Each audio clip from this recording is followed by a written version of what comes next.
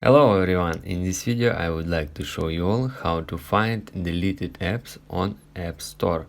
So let's get started. Launch your App Store, then tap on the little icon here and then select purchase it.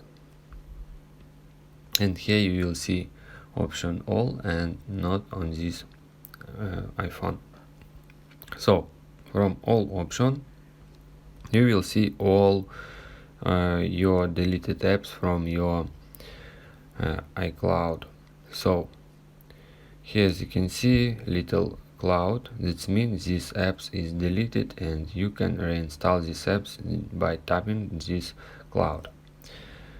And you just scroll down and find any application. As you can see again some different apps that I deleted from my device and I can reinstall it. If you guys have any questions, let us know at the comment below. If not, don't forget to like and don't forget to subscribe.